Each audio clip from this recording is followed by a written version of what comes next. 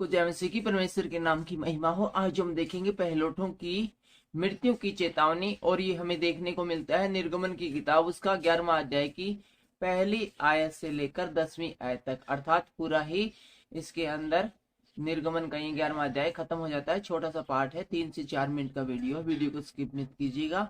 और हमेशा की तरह आपसे एक निवेदन कि यदि आपके पास बाइबल है तो हमारे साथ निकाल लीजिए निर्गमन की किताब उसका 11वां अध्याय पहले से 10वीं आयत तक। और आपके पास बाइबल सोसाइटी ऑफ इंडिया की यदि बाइबल है तो डायरेक्ट आप 80 नंबर पेज पर भी निकाल सकते हैं। आजकल हम पढ़ रहे हैं मिस्र पर डाली गई परमेश्वर के द्वारा 10 विपत्तियां, और उसमें से आज हम पढ़ेंगे विपत्ति नंबर 10, अर्थात अंतिम विपत्ति, पहलौठों की मृत्यु की चेतावनी।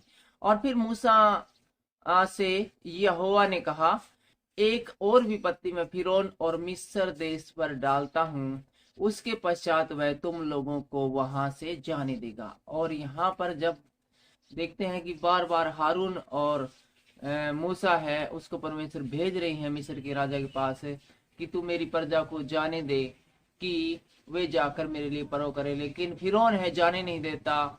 और फिर दोबारा से 1-2 दिन बाद फिर परमेश्वर भेजता है, फिर कहता है फिरौन से मूसा और हारून की आप इजरायलियों को जाने दे ताकि हम परव करें, लेकिन वो जाने नहीं देता। ऐसा बार बार रिपीट हो रहा है। और इसीलिए अब परमेश्वर कहता है मूसा और हारून से कि मैं तुझे एक ही बार और भेजूंगा उसके पास, ठीक है, और एक ही और विपत्ति मिस्र देश पर डालूंगा, उसके बाद वह तुम्हें चुपचाप जाने देगा। और जब वह जाने देगा तब तुम सबों को निश्चय निकाल देगा। और न सिर्फ जाने देगा बल्कि निकाल देगा, बोलेगा तुम फटाफट जाओ यहाँ से, निकल लो बस, क्योंकि अब जो विपत्ति पड़ने वाली है उसके द्वारा मिस्र का राजा बिल्कुल टूटकर चूर हो जाएगा। मेरी प्रजा को मेरी यह आज्ञा सुना कि एक एक पुरुष अपने अपने पड़ोसी और एक एक स्त्री अपनी अपनी पड़ोसन से सोने चांदी के गहने मांग ले। और इससे पहले कि तुम मिस्र को लीव कर दो, मिस्र को छोड़कर चले जाओ, एक एक पुरुष अपने पड़ोसी से और एक एक स्त्री भी अपनी पड़ोसी से सोने चांदी के गहने मांग ले। तब यहोवा ने मिस्रियों को अपनी प्रजा पर दयालु किया, और परमेश्वर ने ऐसी आशीष उड़ेली मिस्र में कि सब इजरायली है वो दयालु हो गए। इजराइल के जो मूल निवासी हैं वो मिस्रियों पर दयालु हो गए, जो कि वहां पर एक गुलामी का जीवन बिता रहे थे। इसके अतिरिक्त वह पुरुष मूसा मिस्र देश में फिरौन के कर्मचारियों और साधारण लोगों की दृष्टि में अति महान था।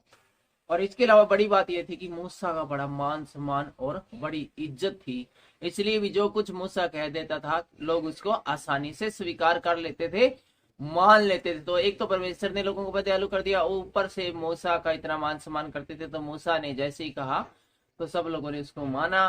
फिर मूसा ने कहा, यहोवा इस प्रकार कहता है, आधी रात के लगभग मैं मिस्र देश के बीच में होकर चलूंगा, तब मिस्र में सिंहासन पर विराजने वाले फिरौन से लेकर चक्की पीसने वाली दासी तक के पहलौठे वरन पशुओं तक के पहलौठे मर जाएंगे। और उसके बाद मिस्र के अंदर मूसा घोषणा करता है कि परमेश्वर ने कहा कि आज रात को परमेश्वर स्वयं मिस्र में से गुजरेंगे, जाएंगे, और परमेश्वर के गुजरने के द्वारा, जाने के द्वारा जितने भी पहलौठे हैं, पहलौठे मतलब जो बड़े बच्चे हैं, जो भी सबसे पहले पैदा हुआ है अपने परिवार में वो, और चाहे वो बिल्कुल कोई भी बंदा हो, चाहे वो सिंहासन पर बैठने वाला राजा हो या चक्की पीसने वाली दासी हो, सबके पहलौठे मर जाएंगे। वरन यही नहीं, आदमियों के नहीं बल्कि पहलौठा कोई भी हो वही मर जाएगा, चाहे पशु भी हो उसके भी पहलौठे हैं वो बड़े मर जाएंगे आज रात को 12 बजे। और सारे मिस्र देश में बड़ा हाहाकार मचेगा। और इन पहलौठों के मरने के द्वारा आज तक जितनी विपत्तियां डाली गई है उनसे लोग इतना है झंझनाए नहीं है जितना कि आज पहलौठों के मरने के द्वारा जो मिस्र के अंदर मातम होगा, ऐसा मातम कहीं भी नहीं हुआ है। यहाँ तक कि उसके समान न तो कभी हुआ और न होगा। और इतना बड़ा मातम मनाया जाएगा मिस्र देश के अंदर कि इतना बड़ा मातम कभी भी नहीं मनाया गया और न कभी मनाया जाएगा। पर इजरायलियों के विरुद्ध क्या मनुष्य, क्या पशु, किसी पर कोई कुत्ता भी न भौंकेगा, लेकिन इजरायलियों को इस मातम का सामना नहीं करना पड़ेगा। हालेलुया।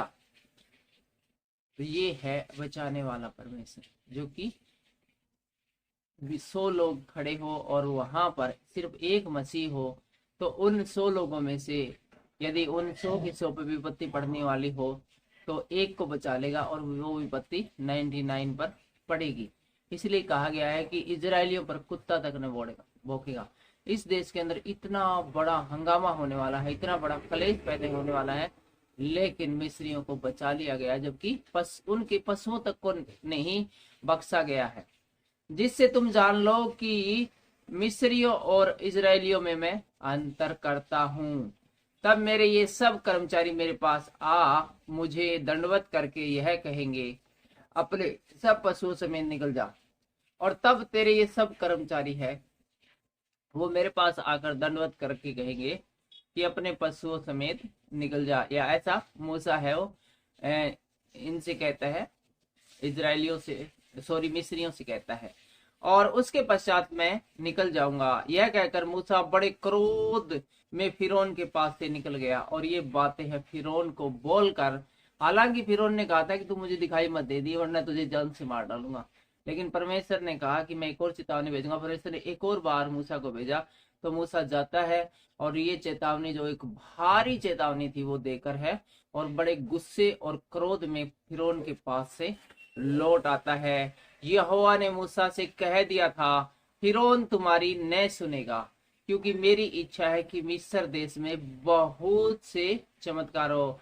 और पहले ही परमेश्वर ने कह दिया था मूसा से कि तू जा उसको ये चेतावनी तो दे, लेकिन वो तेरी नहीं सुनेगा, क्योंकि मैं चाहता हूं कि उसके न सुनने के द्वारा बहुत से चिन्ह और चमत्कार मिस्र में दिखाए जाए। मूसा और हारून ने फिरौन के सामने ये सब चमत्कार किए, पर यहोवा ने फिरौन के मन को और कठोर कर दिया, इसलिए उसने इजरायलियों को अपने देश से जाने नहीं दिया। फिलहाल इतना ही। सबको जय मसीह।